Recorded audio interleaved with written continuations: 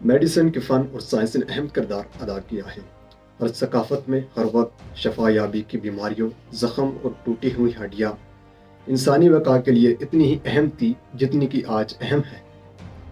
بہت ساری جدید ادویات جو ہم استعمال کرتے ہیں وہ ہمارے آباء و اجداد کے استعمال کردہ دواؤں کے پودوں سے حاصل کی گئی ہے۔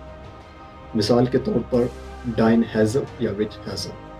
صدیوں سے شمالی امریکہ کے ہندوستانیوں نے زخموں کو بھرنے کے لیے ڈائن ہیزل کی چھال اور پتوں کا استعمال کیا ہے۔ ڈائن ہیزل اکثر ماڈرن کریموں اور زخموں اور بواسیر کے لیے مرہم میں استعمال ہوتا ہے۔ یوکلپٹس یا سفیدہ۔ اس پودے کے پتے روایتی طور پر آسٹریلیا کے مقامی لوگ استعمال کرتے ہیں۔ یہ بخار اور سانس کے مسائل کے لیے علاج کے طور پر استعمال ہوتا ہے۔ جنسنگ یا اشوگندھا۔ جنسنگ پلانٹ کی جڑ چائنا کے لوگ کھانے اور ادویات میں استعمال کرتے ہیں۔ یہ ایک بہترین پرسکون ایجنٹ ہے۔ نامیاتی دوائیں یا آرگینک میڈیسن۔ قدیم مصری کٹوں اور زخموں کے لیے شہد کو اینٹی بائیوٹک کے طور پر استعمال کرتے تھے۔ ارنڈی کا تیل یا کسٹر آئل یا انجیر جلاب کے طور پر استعمال ہوتے تھے۔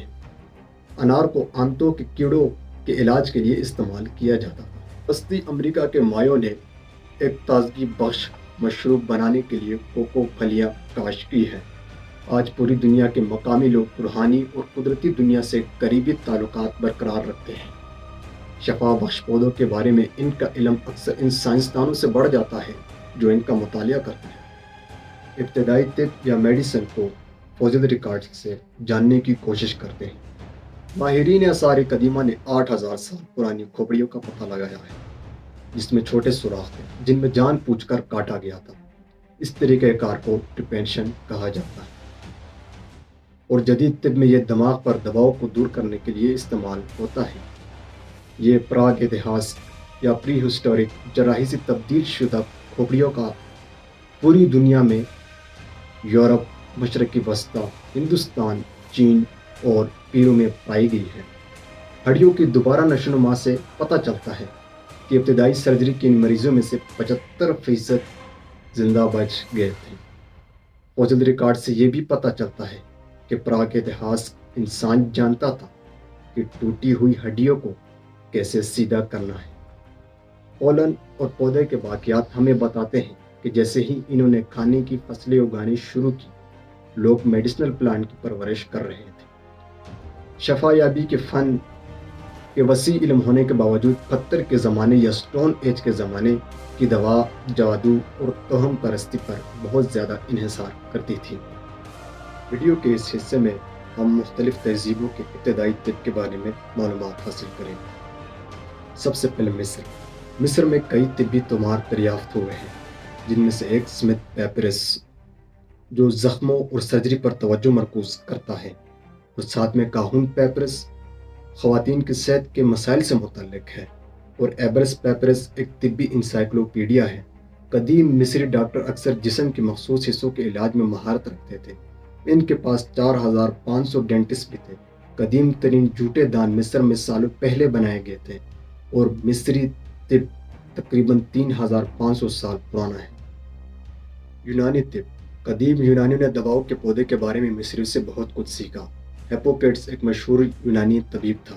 اس نے مشورہ دیا کہ طب میں مذہب کی کوئی جگہ نہیں ہے اور بیماریوں اور علاج تک سائنسی طریقے سے رجوع کیا جانا چاہیے۔ ہپوکریٹس اور اس کے طالب علموں نے 50 سے زیادہ طبی تحریریں لکھی جنہیں ڈاکٹر اگلے 2000 سالوں تک پڑھتے رہے۔ رومی طب۔ رومیوں نے اپنے زیادہ تر طبی علم یونانیوں اور ہندوستانیوں سے مستعار لیے۔ ان کے طب میں صفائی بہت ضروری تھی کیونکہ رومی گندگی اور بیماریوں کے درمیان تعلق سے واقف تھے۔ انہوں نے بڑے پیمانے پر گندگی کا مقابلہ کیا، شہروں میں صاف پانی لانے کے لیے عوامی حمام اور آبی راستے بنائے، اور رومیوں نے کیٹریکٹس یا موتیا کی بیماری، آنکھ کے لینس کے آبر و آلود علاقے کے لیے آنکھ کی سرجری تیار کی۔ اور اس کے ساتھ ماہرین آثار قدیمہ نے ہزاروں قدیم رومن جراحی کے آلات بھی دریافت کیے ہیں، جیسے کہ رومن کریش ہوک، اسلامی کینچی اور موصل کے ساتھ مارٹر وغیرہ۔ چینی طب کم از کم 3000 سال پرانی ہے۔ قدیم چینی طبیب اپنی قابلیت کو یقینی بنانے کے لیے باقاعدہ امتحان لیتے تھے۔ قدیم چینیوں کا خیال تھا کہ صحت ہر فرد میں ین یعنی عورت اور یانگ یعنی مرد کے ہم آہنگی اور توازن کے ذریعے حاصل کی جاتی ہے۔ زندگی کے قوتوں کو بحال کرنے کے لیے ایکیو پنکچر یا جلد میں سوئیاں ڈالنا ایک طریقہ تھا۔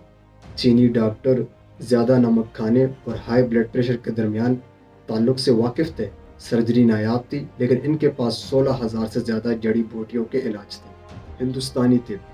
ہندوستان کا طبی نظام تقریباً 2500 سال پرانا ہے۔ ہندوستانی طب کو آیوروید کے نام سے جانا جاتا ہے، جس کا مطلب ہے زندگی کا علم یا زندگی کا سائنس۔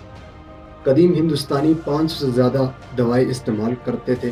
اس کے علاوہ دعا اور منتر اکثر ان کے علاج کا حصہ تھا۔ ہندوستانی ڈاکٹروں نے بھی اچھی حفظان صحت اور اچھی خوراک کی بھی حوصلہ افزائی کی ہے۔